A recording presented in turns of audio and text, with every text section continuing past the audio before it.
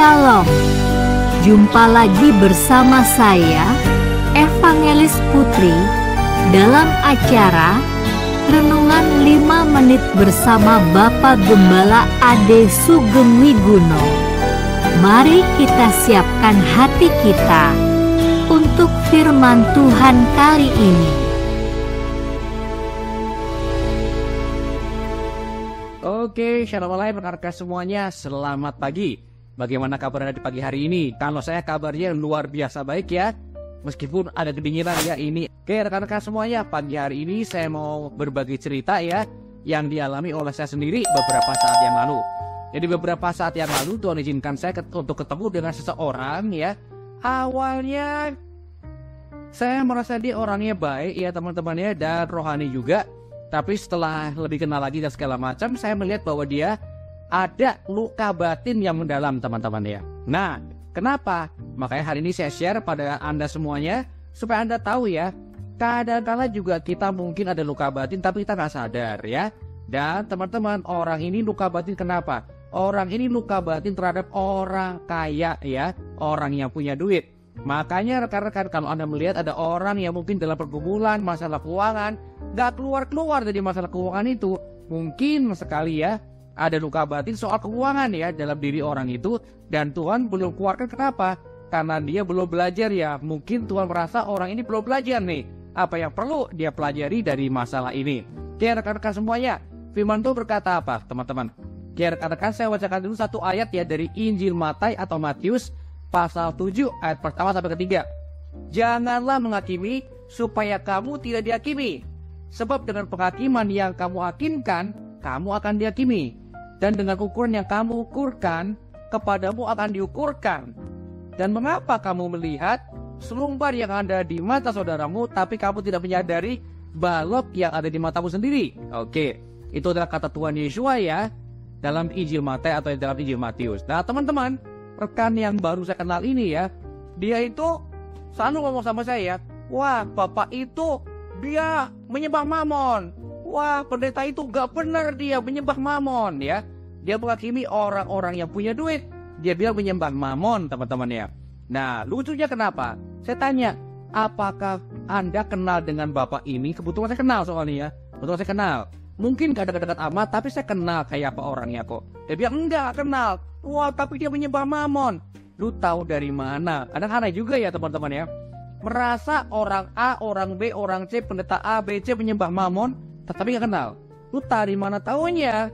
Mungkin fitnah lo kalau begitu ya kan.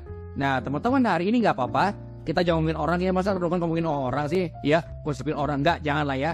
Itu contoh buruk yang jangan kita tiru, itu aja lah ya. Tapi teman-teman, hari ini saya mau bahas satu kali ya teman-teman, yang saya ambilkan dari Amsal ya, kitab Amsal ya, Amsal 10 ayat ke-22 ya, atau Misle ya, Misle 10 ayat 22 ya. Saya bacakan, berkat Yahweh lah menjadikan kaya, dan dia tidak menambah kesusahan dengannya. Oke teman-teman, kalau dalam versi bahasa Inggris juga dikatakan, the blessing of the Lord make us rich ya. Jadi teman-teman, blessing of the Lord yang Anda tahu juga ya, the Lord, T-H-E-L-O-R-D besar semua, itu bukan sang Tuhan, bukan, beda ya. Tapi the Lord yang besar semua itu adalah kode yang merujuk kepada namanya, nama pribadinya Tuhan kita ya. L-O-R-D besar semua adalah kode teman-teman, supaya orang tahu kalau dia maksud adalah YHWH ya, atau YHWH, atau nama Tuhan kita Yahweh teman-teman ya. Nah rekan-rekan semuanya, jadi teman-teman, firman Tuhan jelas ya berkata, berkat Tuhan lah, berkat Yahweh lah yang menjadikan kaya ya. Maka dari teman-teman, jangan gampang kita ngomong pendeta A menyembah mamon, pendeta B menyembah mamon. Belum tentu, siapa tahu mereka diberkati oleh Bapak Yahweh dan lu belum. Jadi rekan-rekan jangan menghakimi ya, kita nggak boleh menghakimi. Tapi yang penting apa? Kalau ada rekan-rekan kita, teman-teman kita, hamba Tuhan yang diberkati, percaya aja, kalau kita hidup dengan baik ya, hidup dengan benar teman-teman, kita nggak akan kesulitan.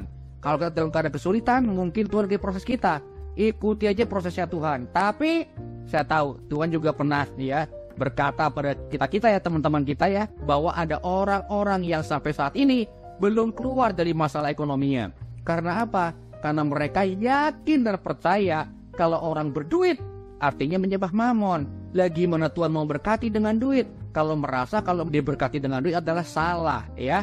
Tentunya Tuhan gak akan berkati Anda kalau Anda gak mau diberkatin. Ya, jadi rekan-rekan, mungkin dia bisa menangin jiwa, mungkin dia bisa ya mujizat lah segala macam, ya Tuhan pakai banyak hal. Tapi kalau dia menolak dalam hatinya karena yakin kalau orang punya duit berarti menyembah mamon, bukan diberkati oleh Tuhan, maka rekan-rekan, ya Tuhan akan berkatin dia secara ekonomi. Karena apa? Karena sebut dalam hati dia menolak, teman-teman ya. Karena dikatakan berkat Yahweh lah yang menjadikan kaya. Kalau Anda belum kaya, Anda udah berusaha dan Anda udah menyembah Tuhan dengan baik, udah dengan menyembah Tuhan dengan benar, maka mungkin teman-teman, ini pertanda ya, sembahlah Tuhan yang betul ya.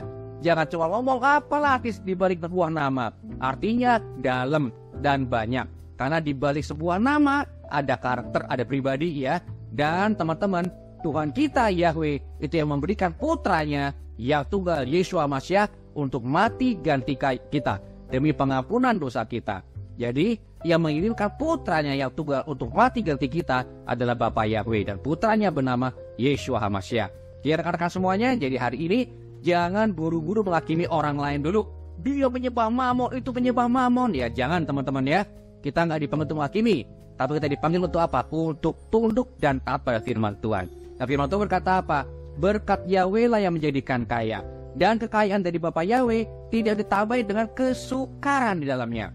Jadi kalau ada orang kaya tapi nggak bisa menikmati kekayaannya, itu berarti bukan dari Bapa Yahweh ya.